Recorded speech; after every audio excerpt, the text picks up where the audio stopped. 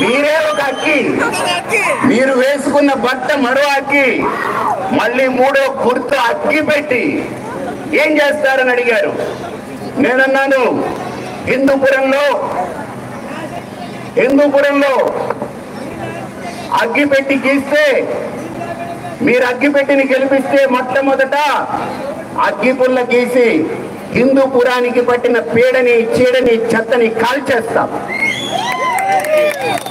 అలాగే ఇంకో పుల్ల గీసి మీ అందరి ఇళ్లలో మంచి దీపాలని వెలిగిస్తాం.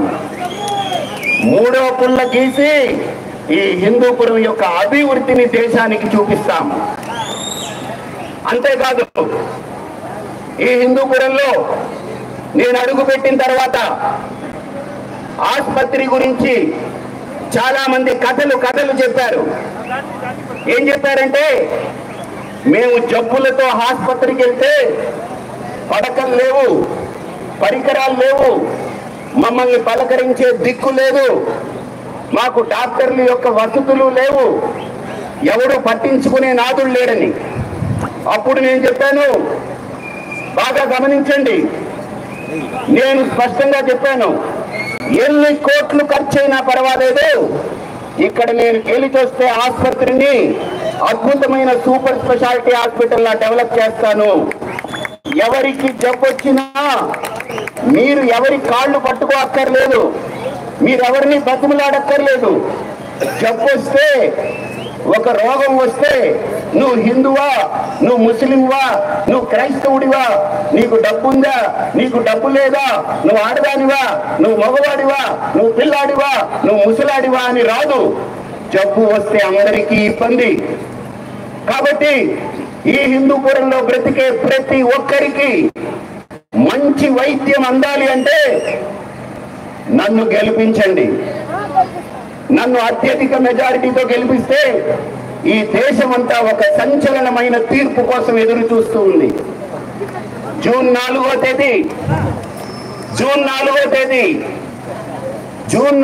తేదీ ఈ పెట్టెలో నుంచి అగ్గి పెట్టె బయటకు వస్తుంది.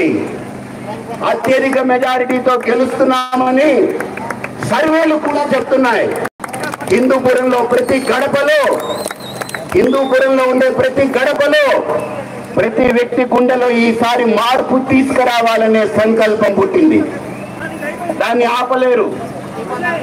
అంతేకాదు, ఇక్కడ 10వ తరగతి అమ్మాయి చదువుతూ నా దగ్గరకు వచ్చి, స్వామీజీ నేను ఈ సంవత్సరం 10వ తరగతి పాస్ అవుతాను, నేను ఎక్కడికి వెళ్ళి చదువుకోవాలని అడిగింది.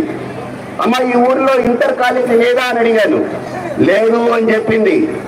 డిగ్రీ కాలేజు లేదు అని చెప్పింది. అంటే ఈ ఊరు ఏం బాగుపడింది మీరు ఆలోచన చేయండి. 10 ఏళ్లుగా ఇప్పుడున్న నాయకుడు, మీరు ఓట్లేస్తే ఆయన హైదరాబాద్కి వెళ్ళిపోతాడు. లేదు, మీరు ఇప్పుడు ఫ్యాన్ కోటేస్తే ఆవిడ బెంగళూరు వెళ్ళిపోతుంది. సైకిల్ కోటేస్తే హైదరాబాద్కి వెళుతుంది. కానీ అగ్గిపెట్టికి ఓటేస్తే మీ ఇంట్లో అగ్గిపెట్టి ఉన్నట్టు ఈ ఊర్లోనే నేను ఉంటాను. ఈ ఊరు వదిలిపెట్టి వెళ్ళను. 5 ఏళ్ళు ఇక్కడ అభివృద్ధి సాధించి చూపిస్తాను. ఇంతవరకు హిందూపురం చరిత్రలో మొట్టమొదటిసారి ఒక స్వతంత్ర అభ్యర్థి అద్భుతమైన మెజారిటీతో గెలుపొందే అవకాశం. మీ అందరికీ ఒక మాట చెప్తాను, మీరందరూ ఆలోచించాలి. మీ పిల్లలు 10వ తరగతి చదివితే వాళ్ళు ఇంటర్ కాలేజీ వెళ్ళాలన్నా, డిగ్రీ కాలేజీకి వెళ్ళాలన్నా ఈ ఊర్లో కాలేజీలు లేవు.